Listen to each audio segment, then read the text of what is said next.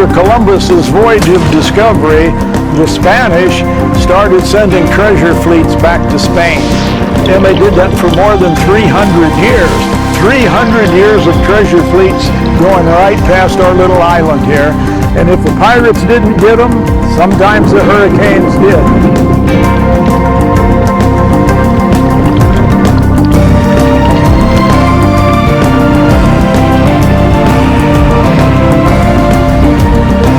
There's nothing like the sound of silver.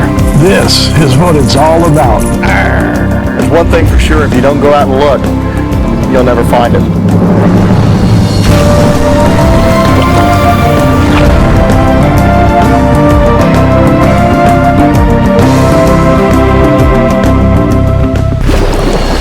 Captain's rules. The location of all sunken treasure is secret. Navigational coordinates will not be shared. Any clues regarding these locations are probably false.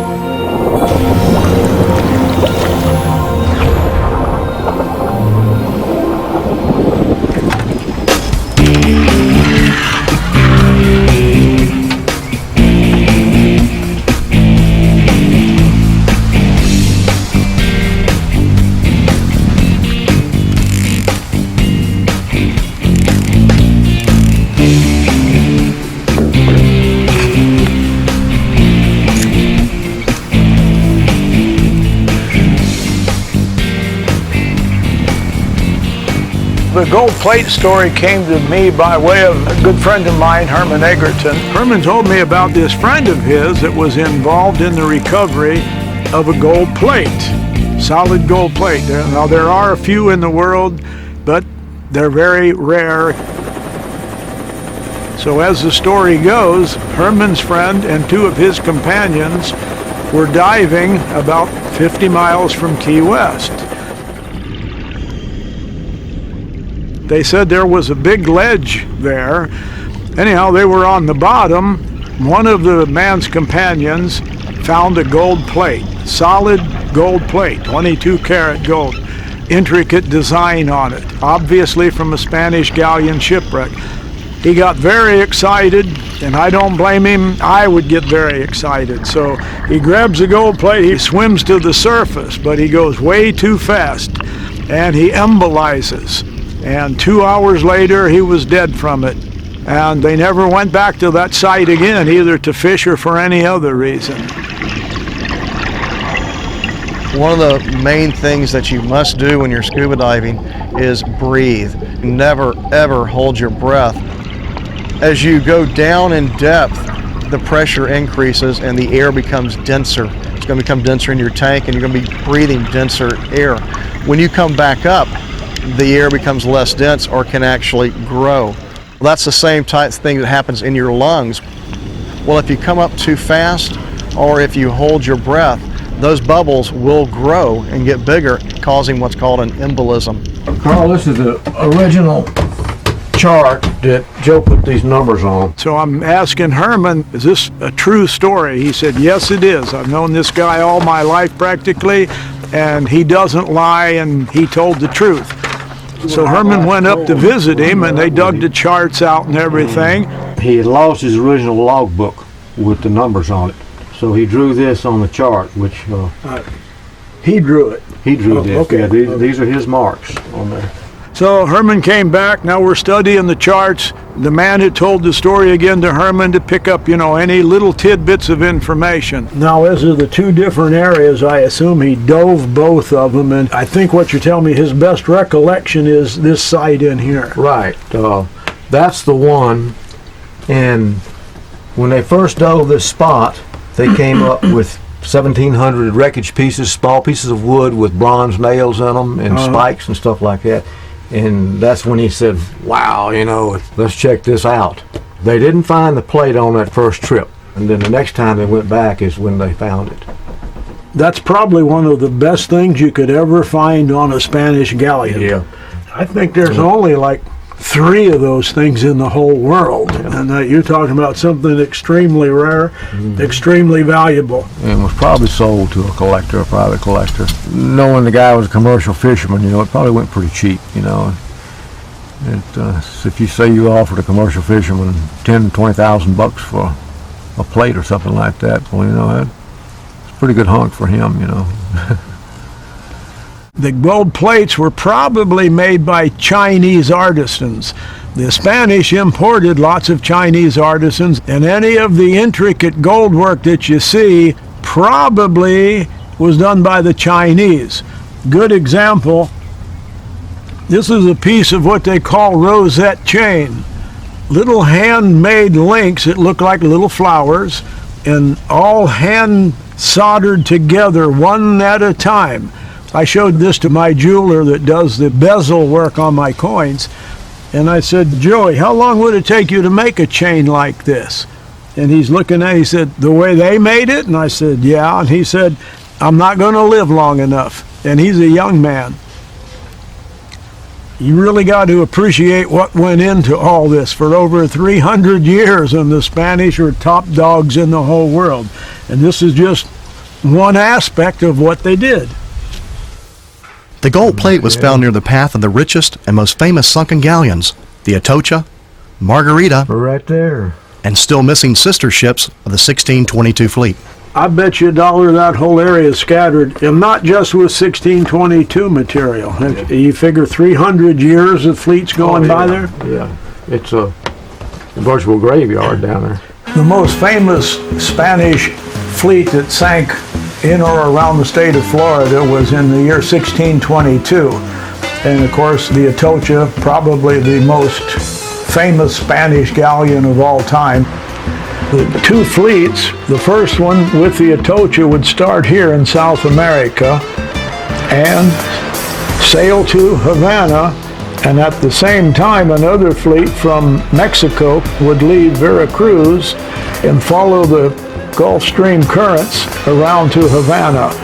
Then they formed one big fleet. They jump into the Gulf Stream right in here. That was the worst part of the trip because it's so narrow and all the reefs. 2 days later, a hurricane got them, and now they're scattered all over the Florida Keys.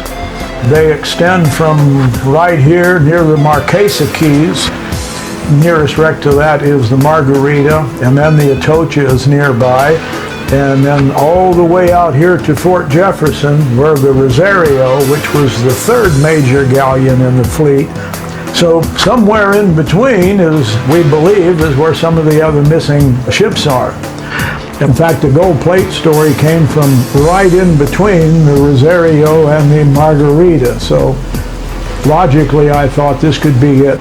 So by process of elimination and all the clues we can put together, we've determined that we believe the best place to look is right in this area.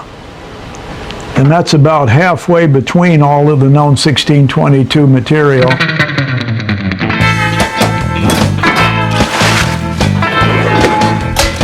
Hello, Dennis. How's it going, bro? Gary? Good to see you. Good, man. Got the hooker ready for you. Hey, Herman. There you go, man. Thanks. Dude, Is that all you're bringing for a week? I know how to pack. All right. Well, we'll check this thing out and make sure it's good to go. Gary, we're gonna need this here. Yeah, we'll need that snorkel. The first little expedition we put together cost us a little over $2,000. We were sitting around here in the Keys and we figured, well, hell, we've got a lead on this gold plate. So the three of us pocketed our money into one little pool there, filled this boat up, and that's how it started.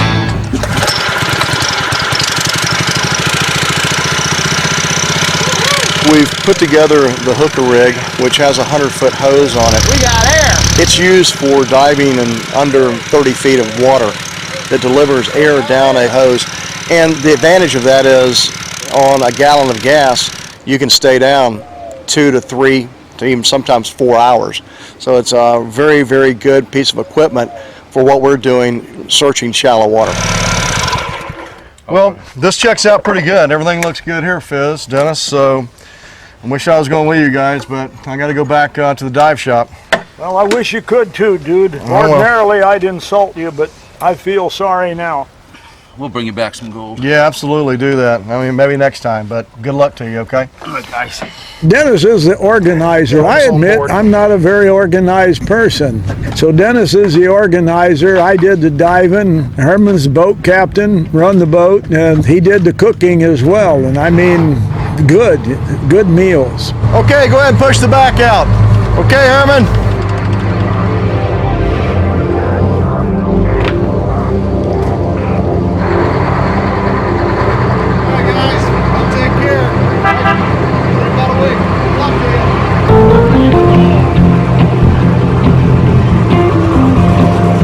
Unfortunately, it happened to be right at Gary's busy time, so he had to stay back and work.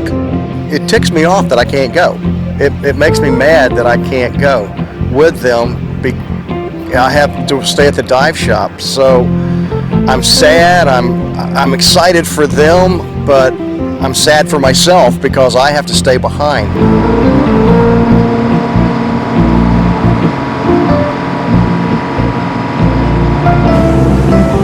There is one redeeming feature of the whole thing, though. I mean, I know that if there's anything out there, they'll find it.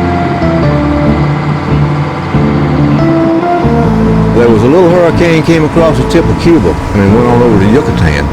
And we said, this is it. We're going to hit the tail end of that. And we took off. And it worked out perfect.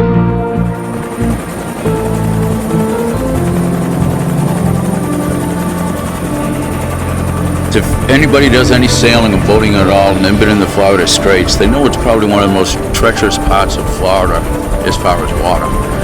You can go out there and be as calm as we're looking at right now. In 15 minutes, you're going to have 10-foot seas. And you don't know where they came from because it's not on the weather report. And there's no place to run out there. I've worked down in that area before, back in 1982, and I'm telling you, in the summer months, it's a beautiful place to be. So off we go to these two spots on the chart. I always give the wrong locations.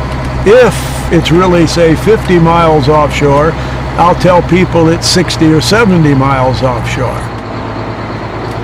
This boat was originally a shrimper, and Herman converted his boat for a living after he retired. Well, shrimp boats aren't very fast, so this boat only goes about 7 knots, and you're looking at a distance of about 140 miles. It took us almost 2 days to get there. We're looking right at 30 feet now, Herman, so this should be about it.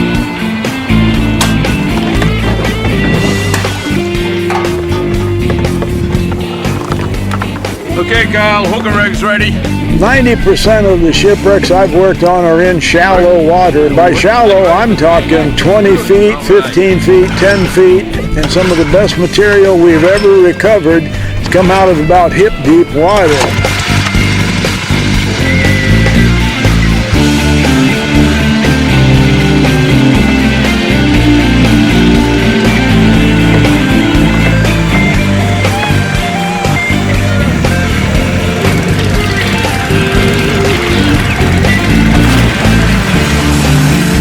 I just can't figure out how Herman's buddy here died in 30 foot of water.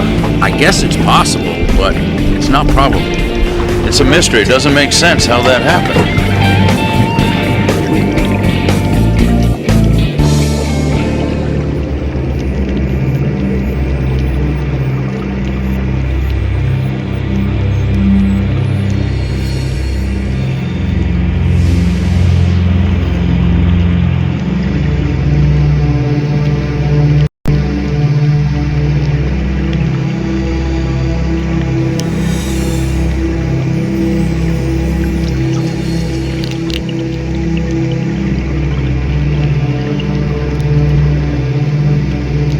The coral heads were just dynamic formations. I've never seen anything like that in the Gulf of Mexico. Of course, I took a good look around because on the flat rock you can see easy. But when you get into the coral heads and the cracks and the sea fans and things like that, then you have to go really slow and look around.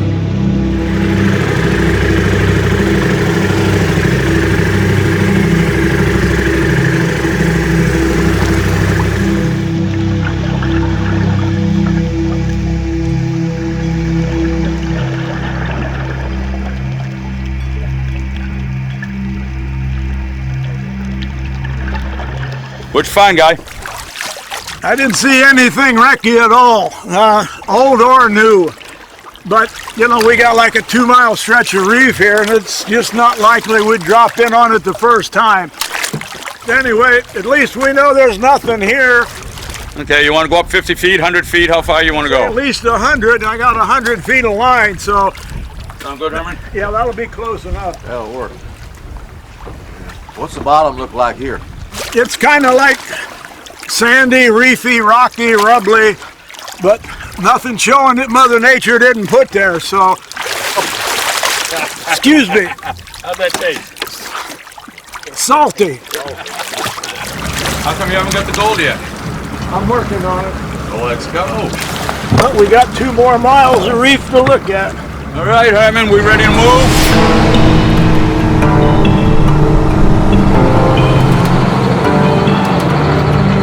All right, guys.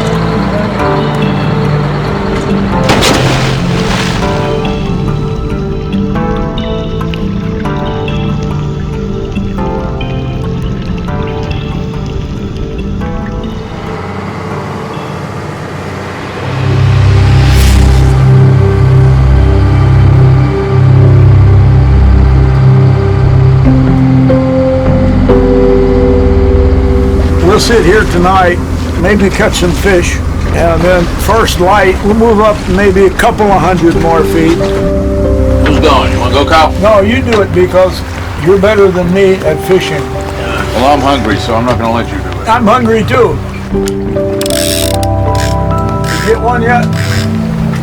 You know, there's still some missing ships off that 1622 fleet.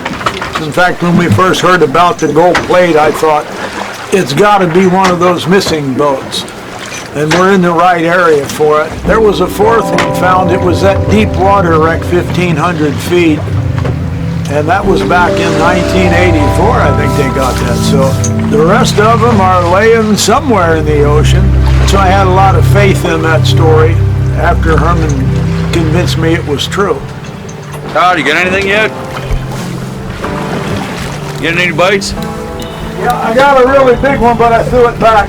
I'm getting some bites over here. There's something down there. I'm gonna bite you. Oh, I'm telling you. There he is. I got dinner coming. I hate you. No, you don't. Not when you start eating, you won't. Now, this is how you're supposed to do it, Kyle. Shut up. Dennis, you want to try this? Absolutely. See what you think. Done? Done.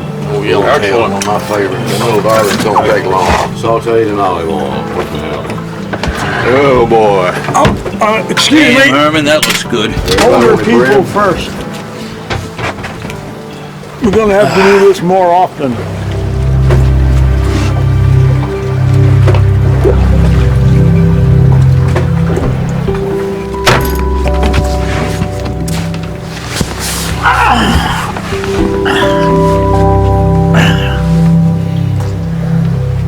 Good night, John boy. You always take up the whole deck. Herman, thanks for the meal. You're a good cook. I'll have Kyle cook eggs in the morning.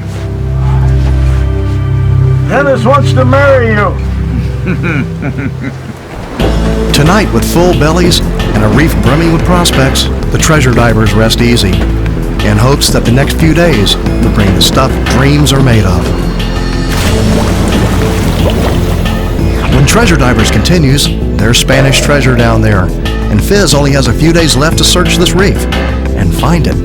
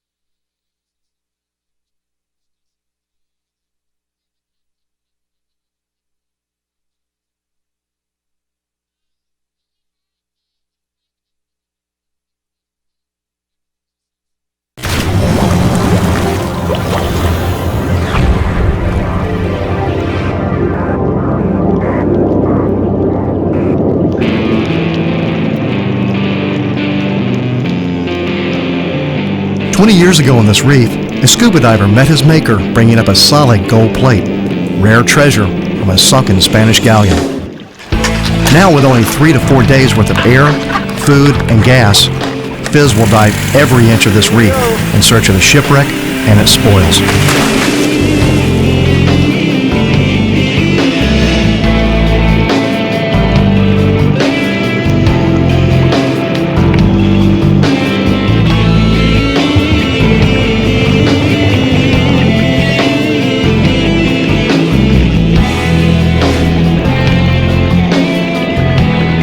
We're just now getting a good start on this reef. We've still got more than 1.5 miles of it to cover.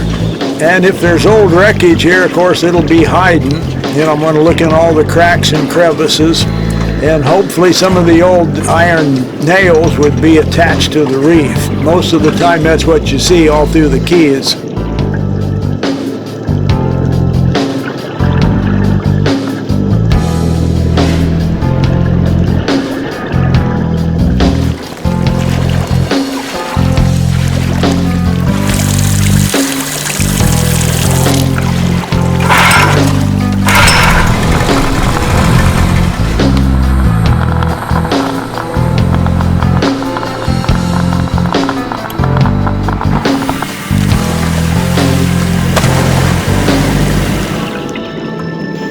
The odds on finding any treasure are usually very slim, but if you go through the process of good archival research by a qualified archivist, your chances increase many times, because what the research does is narrow that big ocean down to a smaller part, like maybe 30 miles.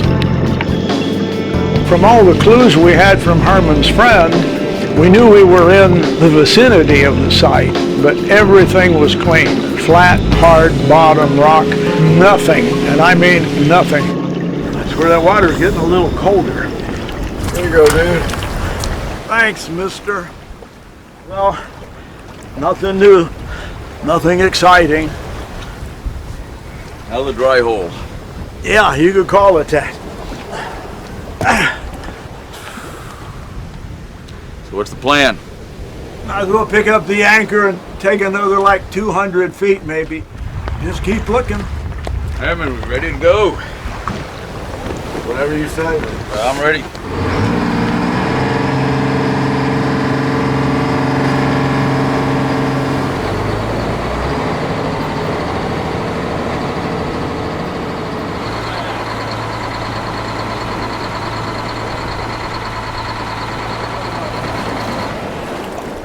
Silence is golden, isn't it? How about a cold beer?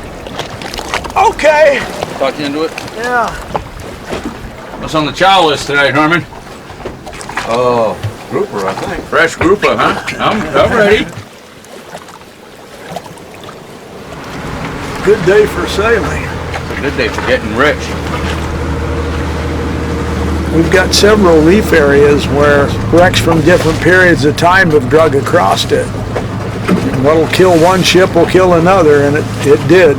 300 years of hurricanes with the Spanish. Anywho, we're going to jump in here and take another look and continue on down the reef.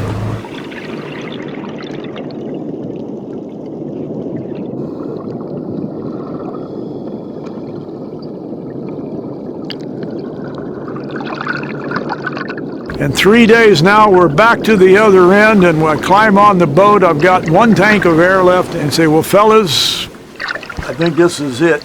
We didn't find it. Let's, besides, we're out of beer, so let's pack it up and head north. Sounds good to me. Herman, you ready? That'll work. Yeah. I'll get the hook. You want to get the engine? Well, we took a good shot at it. We've been here like 4 or 5 days, and it's sure not the site the gold plate came from. We're going to regroup, run back up to the panhandle, see Herman's friend, and maybe he's got his old charts dug out by now. So that's what we're going. We're going home.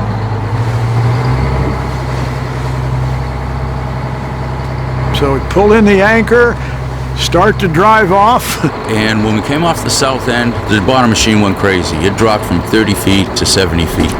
They said there was no gradual fade on it, it just dropped. It was a sheer face. And you don't see that too often, especially in Florida and the Gulf of Mexico. There are no cliffs, there are no drop-offs. It went from 30 to 70, just like that. No slope, no anything, just off. Just a sheer drop. I thought something, a glitch. I said, Herman, go around again. He swings around, we go over it, zing, one more time. 40-foot ledge, a ledge 40 foot. Maybe we found out why that kid died. And then I realized it's a lot easier to embolize from 70 feet than it is from 30. So I dropped the anchor. Okay, guy, we got about a half a tank left here that you started yesterday. I think this is about it. Okay. You're going, what, 70 feet? Yeah, I've never seen a 70-foot ledge before.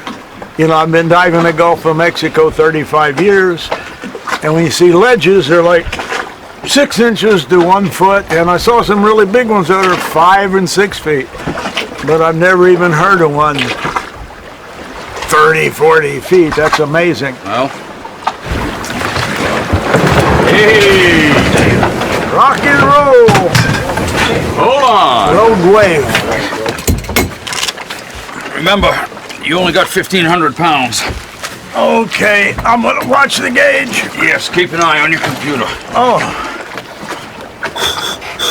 Up you go!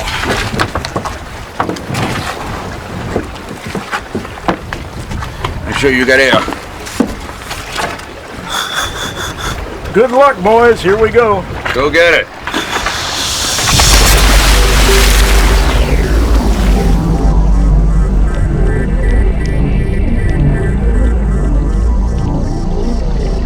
I go down the anchor line with half a tank of air to start. I'm pulling it. Sure enough, I can see the chain hanging over, and I said, "This is it," because I thought that wreck would be at the bottom.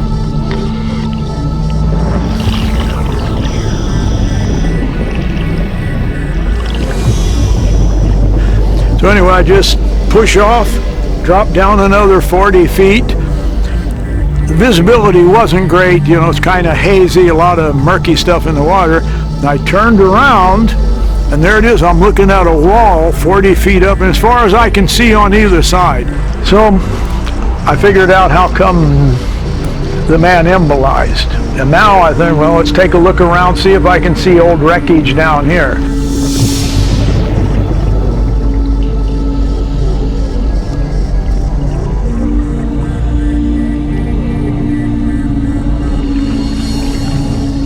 What I like in the Gulf of Mexico, and there's thousands of them, are ledges. I call them Mother Nature's riffle box because the ship sinks out there, and as it deteriorates and breaks apart, a lot of the pieces wash with the current. Wave action, like storms and things. But they'll only go to that ledge, and then they stop. And I found a lot of shipwreck artifacts against ledges.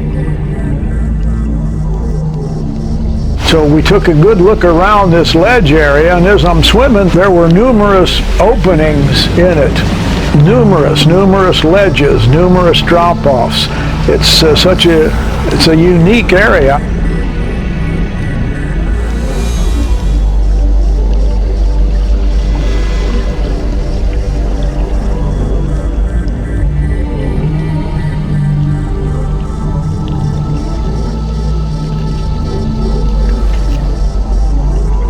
I hand fanned in a few places. The sand wasn't too deep. Found an old piece of pottery, and by old I mean it's older than even the Spanish pottery. I believe it's Calusa Indian, which wouldn't have been unusual. The Spanish would have taken pottery away from the Indians if they needed some. I'm trying to connect the dots. Pottery, gold plate, shipwreck. So now I'm running out of air.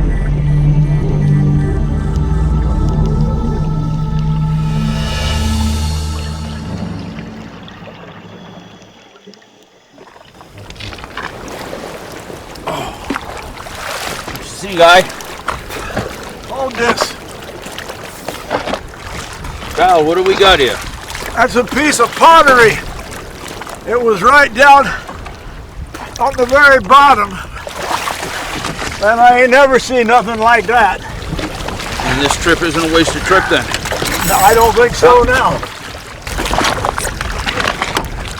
I go down the anchor line and I can see the chain hanging over the ledge. And I look, I thought, holy Jiminy. And the water's kind of murky. I couldn't see to the bottom, so I just hopped off, floated down, turned around and looked. It's a sheer wall. There is no taper to it, just like the depth finder showed. I just looked down right where the sand meets the ledge, and here this was. And I know that doesn't look like much, but I'm here to tell you that's a piece of pottery. How old do you think? It looks identical to me to the same pieces I picked up that was Calusa. It's like we get a clue, but the clue brings another mystery. We might have the right spot. We may have, sorry, we didn't bring a little more equipment, but let's head back, let's regroup, let's re-gear, let's get Gary, and he's just gonna have to take a few days off now. Sounds good to me. I'm ready. Now we know that we have something we're gonna chase. The pottery piece, again, is lightweight, and yeah, it could tumble for miles. Whenever the Spanish needed something, if the Indians had it, they'd take it away, just, like a pottery jug. Hey, we need that. And that's one way Calusa pottery could get on a Spanish ship.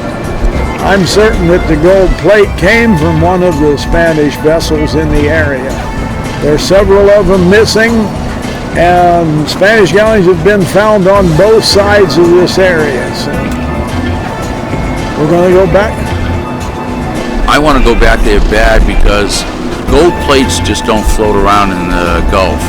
That gold plate was accompanied by the rest of the treasure. It's there.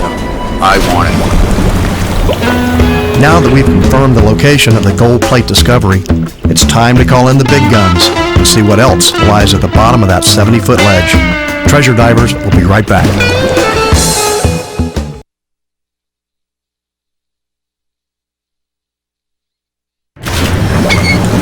Comes up from 70 feet up to here.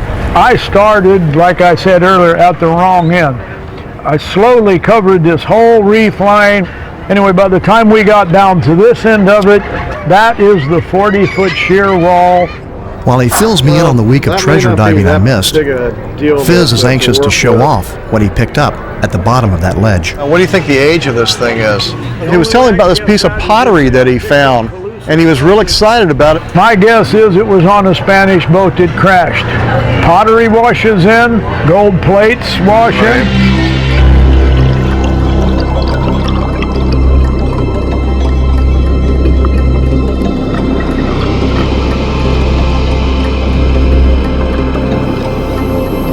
This could be one of Fizz's riffle boxes, where stuff could have rolled off the top of that reef, got into the hole, and that's where it could be.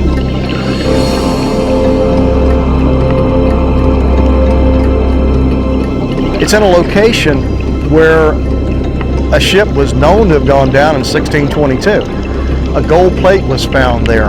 I mean, you got a gold plate, you've got pottery that's thousands of years old.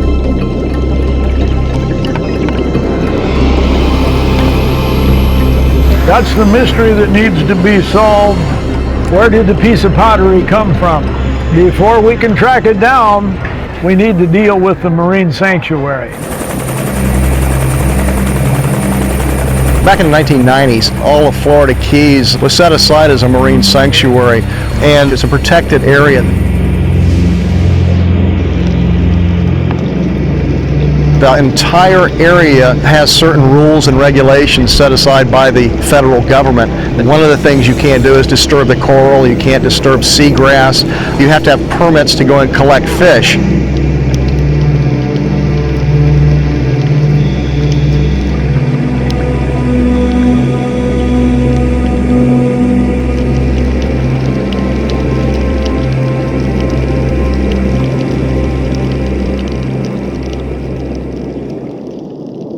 I've done some research into how we can get down there. We got to be permitted, of course, to go in there. There's a lot of paperwork that we have to do. and there's rules and regulations that we have to follow if we do find something down there. But I can get all that paperwork started. There's about 12 pages, I guess, of paperwork. Good. You start the paperwork. I'll start digging into the pottery origins a little bit more. That little piece of pottery right there could make some dreams come true. That's right.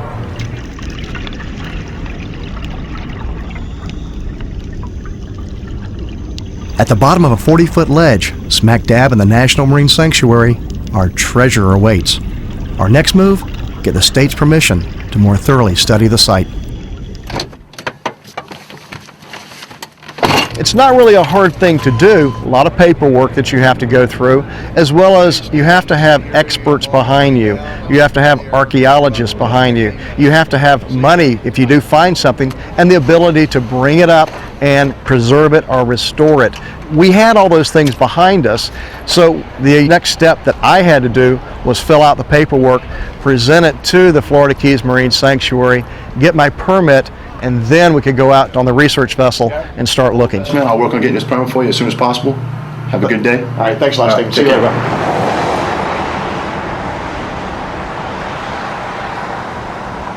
Besides a state permit, what we really needed out of the ledge was a large, liveaboard vessel. You know, we've been looking for a lot of boats out there and trying to find one that's going to be perfect for this mission. And we need something that is going to provide us some amenities. We need a boat that's going to be safe out there. The seas can kick up pretty quickly where we're going. We're 45 miles offshore. So the seas can get up there and become a dangerous situation pretty quick. So we need a boat that's going to be over 50 feet. Yeah, I'm down here looking at the boat right now. I don't think it's really going to be kind of what we're looking for. Hey, well, you know, it was worth a look anyway. So, so our search continues.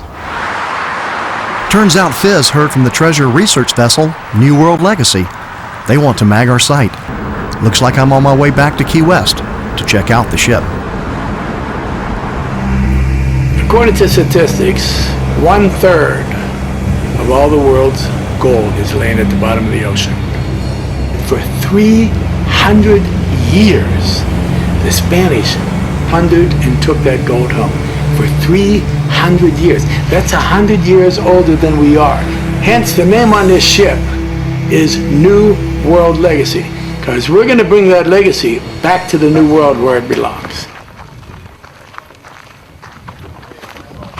Captain. Yes. Can I have permission to come aboard, sir? Come aboard.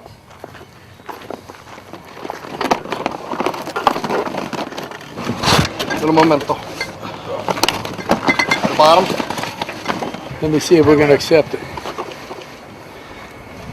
All right, very good. Captain Charles Nelson is eager to show off the New World Legacy. Here, a large crew can live and work comfortably for a month at a time. And the best part?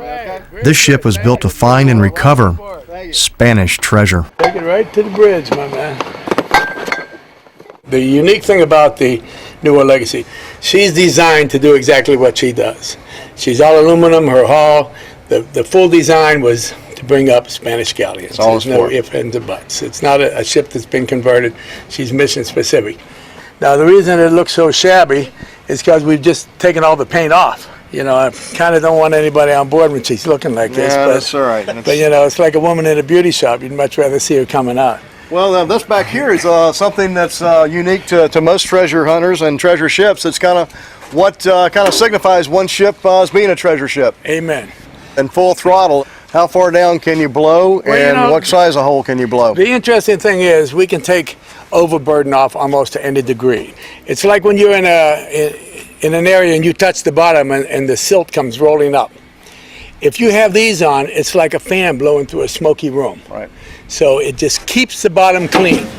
Here's where it all takes place. Right Where it takes place. Side scan sonar, it had the magnetometer, it had the electronics on board to go out and do the remote sensing, and the personnel on board to actually work that equipment. The New World Legacy is the perfect ship to complete the survey out of the ledge. Now when the permit comes through, we'll be good to go.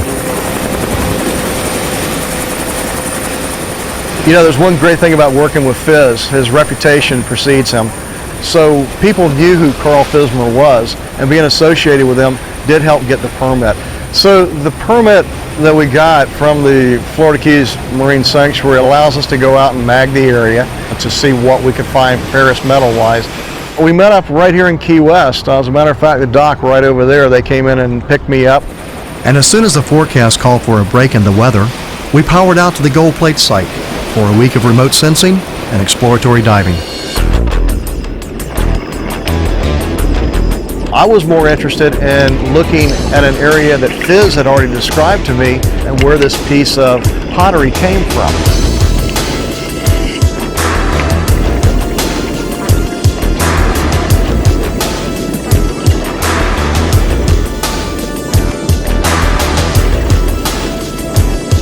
What I was seeing when I got down there was down at 70 feet, come back up to about 35 feet, and there was an entrance to a cave. As I went inside the cave, I looked straight up, and there was a chute or a fissure that I could actually go all the way into the cave and straight up.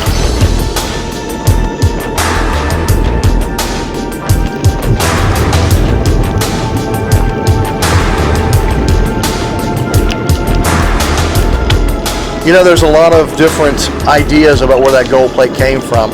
It could be from the Atocha, the Margarita. Those ships went down in 1622, only 18 miles to the southeast of this location.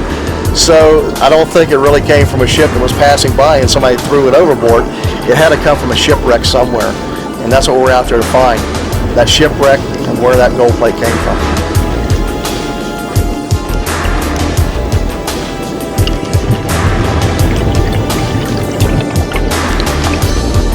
There's just enough time to spot dive some of the mag hits recorded by the New World Legacy before the treasure ship returns to Florida's east coast to work the 1715 fleet. The next step, get back out here with Fizz and dive every inch of this ledge.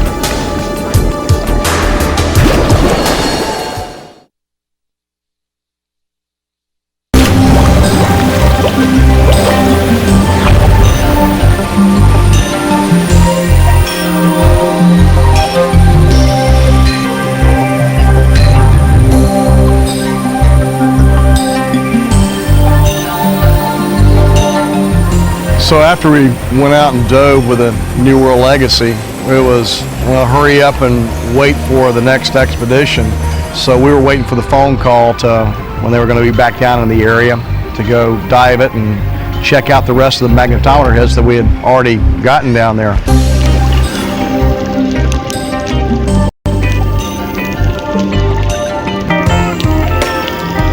You better believe we're anxious to get back there, no question about it. It's a new area.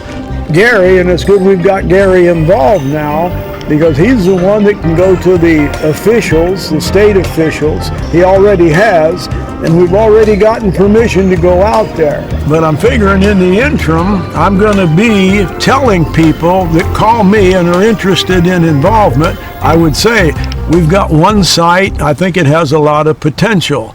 I picked up one small piece of pottery, but what I really believe is, once we just start hand fanning down there, we're going to see a lot more.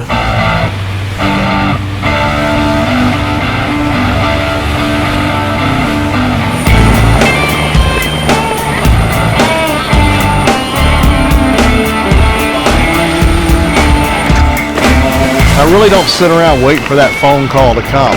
I'm out kind of living my dream of diving the scuba diving capital of the world, the beautiful Florida Keys.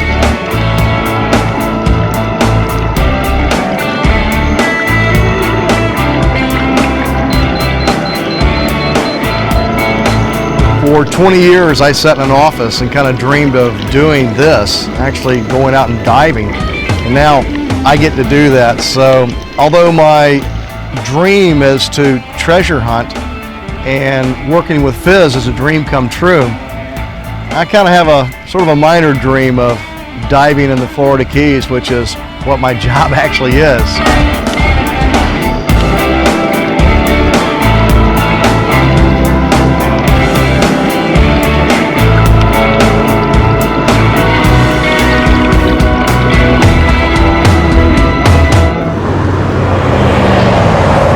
Meanwhile, down here in the Keys, I have quite a bit to do. Hi. Hi there. How are you, Captain Fismer? Fine, good to see you. Very good to see you, sir. What'd you Thank bring you. us today?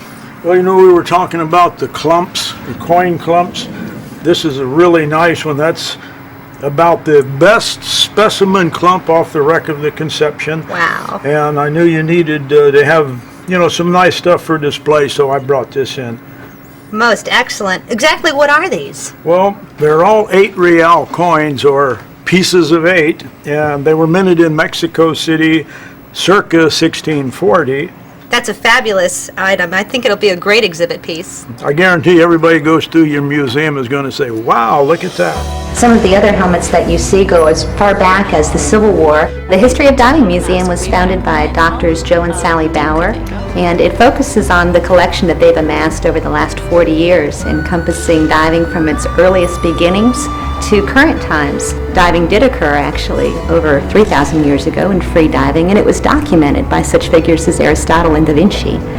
The helmet collection in particular is probably our specialty. The Bauers were very comprehensive, not only in the acquisition of very obscure helmets, but also the provenance of the helmets, their applications, the history, and they made an endeavor to acquire a helmet from every nation in the world that ever made a helmet.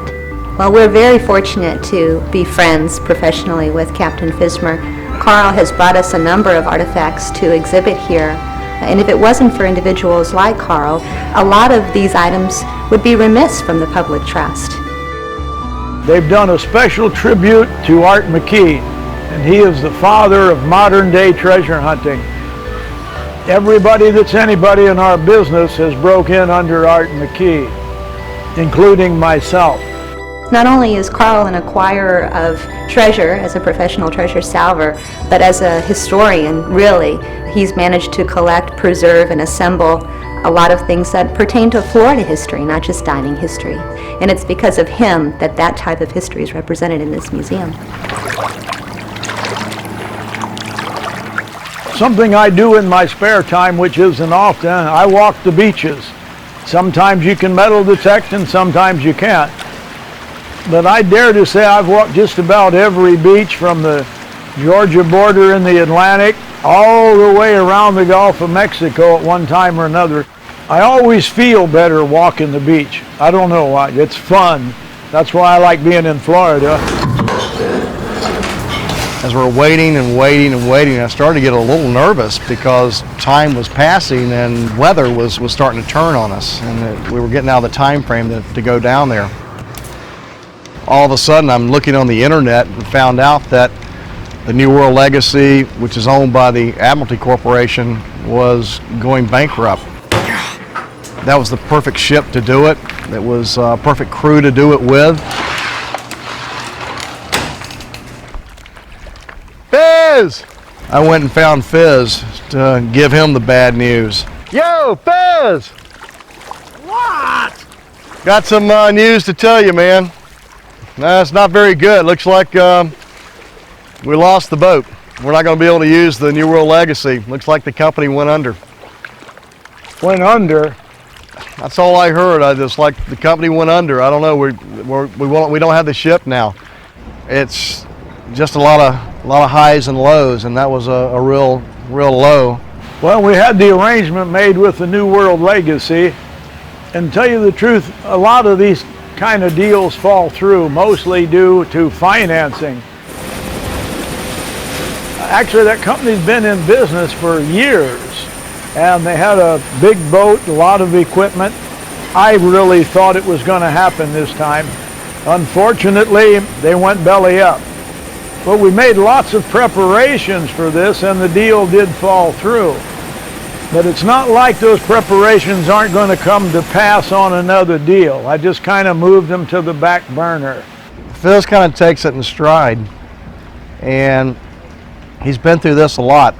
I don't know about you, but I could sure use a beer right now. I know just the place. Okay, let's go have one. It's just as depressing. Thank you for bumming me out. Well, if that ain't all the luck, huh? Well, that's actually the rule rather than the exception, but I thought it was a shoe-in here. Them guys had tons of money. It's the breaks in this business. That's how it goes.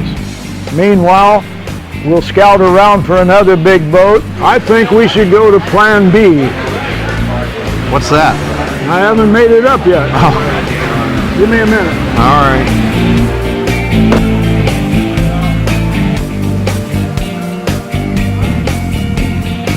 Hey guys! Hey boy! What's up, man? How you doing? Good to see you, buddy. Hey, young man. How you doing? Carl, how's it going, buddy? And right then and there, almost like 5-10 minutes later, somebody else comes up. They recognize Fizz as being the treasure hunter he is, and offer another site that we get to go look at. About how far offshore? I'd say maybe half a mile, 3/4 of a mile. The man does dive, but he's primarily a fisherman, and he noticed a scatter of ballast rocks. And when he told us about that, Gary and I both perked up noticeably.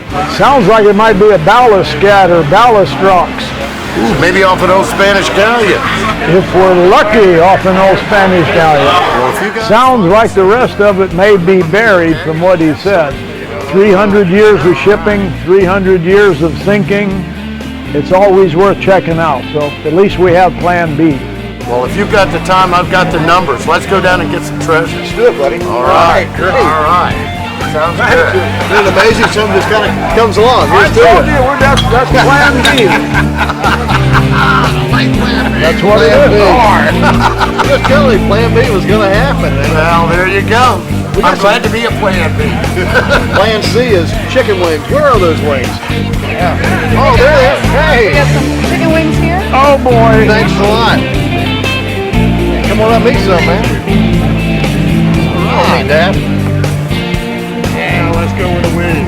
All right. How's that? That's good stuff. If God made anything better, he kept it for himself.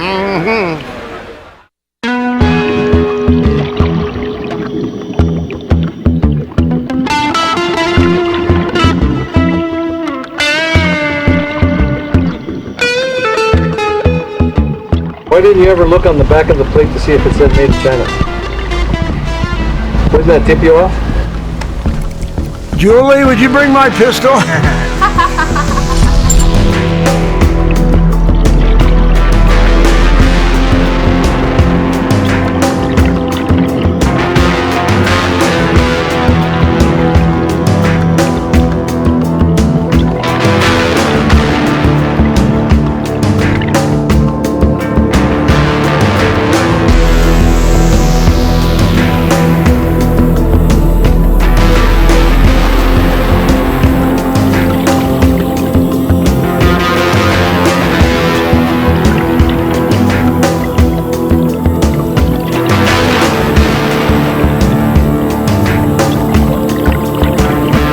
But enough about me.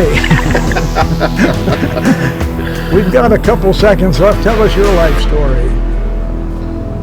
The end.